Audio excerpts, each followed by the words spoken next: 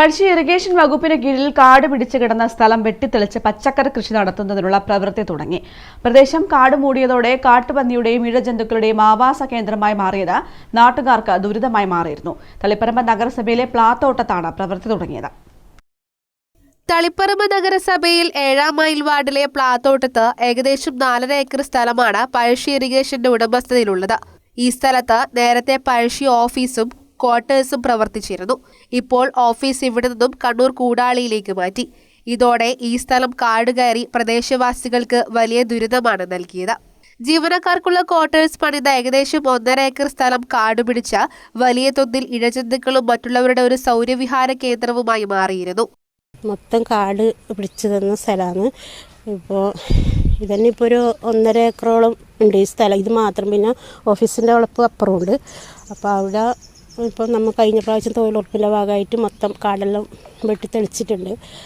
അതിനെ ഒന്നും നടേണ്ട ഇതൊന്നും അവിടെ ആവില്ല. ഓഫീസും എല്ലാം വർക്ക് അവിടെ ചെയ്യുന്നുണ്ട്. ഇപ്പം ഇവിടെ നടാൻ വേണ്ടിയിട്ട് കൃഷി ഭവൻ മുഖാന്തരം നമുക്ക് കൗൺസിലെല്ലാം ഇടപെട്ടിട്ട് കൃഷി യോഗ്യമാക്കാൻ വേണ്ടിയിട്ട് അയൽവക്കക്കാരും എല്ലാവരും കൂടി ഇതായിട്ട് ഇറങ്ങിയിട്ടുണ്ട്. പല പന്നികളും മറ്റേതും മുള്ളംപന്നി, സാധാ പന്നി വരെ ഇപ്പം വന്നിട്ടെല്ലാം നശിപ്പിക്കുന്നുണ്ട്. അപ്പോൾ ഒന്നും നട്ടിട്ട് നമുക്ക് കിട്ടുന്നില്ല. പിന്നെ ഒന്നാമത് ഇതന്നെ ഭയങ്കര കാട് പിടിച്ചാൽ നമുക്കൊരു പേടി ഇങ്ങോട്ട് ഇറങ്ങാനെല്ലാം. അയൽവാസികൾ ചേർന്ന് പച്ചക്കറി കൃഷി നടത്താൻ വേണ്ടിയുള്ള സന്നദ്ധത പ്രകടിപ്പിച്ചതിന്റെ അടിസ്ഥാനത്തിൽ തൊഴിലുറപ്പ് തൊഴിലാളികളും നഗരസഭയും കൂടി ചേർന്ന് ഈ പ്രദേശം വൃത്തിയാക്കുകയും തളിപ്പറമ്പ് നഗരസഭ കൃഷിഭവന്റെ സഹായത്തോടെ ഇവിടെ കൃഷി ചെയ്യുന്നതിനുള്ള പ്രാഥമിക പ്രവർത്തനങ്ങൾ ആരംഭിക്കുകയുമായിരുന്നു. കാട് വെട്ടിത്തെളിച്ചതോടെ ഇഴജന്തുക്കളുടെയും കാട്ടുപന്നിയുടെയും ശല്യത്തിന് പരിഹാരമാകും. കൃഷി ചെയ്യുന്നതിലൂടെ കാട് വളരാതെ സംരക്ഷിക്കാനാകുമെന്ന് വാർഡ് കൗൺസിലർ KM ചന്ദ്രബാബു പറഞ്ഞു. ഏകദേശം 1.5 ഏക്കർ സ്ഥലം അത് വിടും.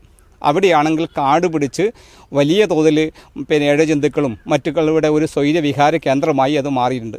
അവിടെയാണ് ഇപ്പോൾ തളിപ്പറമ്പ് നഗരസഭയും കൃഷിഭവനും കൂടി മുൻകൈയെടുത്ത് ആ സ്ഥലം വൃത്തിയാക്കുന്നതിന് വേണ്ടി പരിശ്രമിക്കുകയും അതിൻ്റെ അയൽവാസികളെല്ലാം കൂടി ചേർന്നുകൊണ്ട് ഇവിടെ പച്ചക്കറി കൃഷി നടാൻ വേണ്ടിയുള്ള ഒരു സന്നദ്ധത പ്രകടിപ്പിക്കുകയും ചെയ്തതിൻ്റെ അടിസ്ഥാനത്തിൽ തൊഴിലുറപ്പ് തൊഴിലാളികളും നഗരസഭയും കൂടി ചേർന്നുകൊണ്ട് ഈ പ്രദേശം വൃത്തിയാക്കുകയും ഇവിടെ കൃഷി ചെയ്യുന്നതിന് വേണ്ടിയുള്ള പ്രാഥമിക പ്രവർത്തനങ്ങൾ ഇവിടെ ആരംഭിക്കുകയും ചെയ്ത് ഈ പ്രദേശത്തെ ജനങ്ങളെ സംബന്ധിച്ച് അങ്ങേയറ്റം ഒരു ആശ്വാസകരമായ ഒരു നടപടിയാണ് ഉണ്ടായിരിക്കുന്നത്.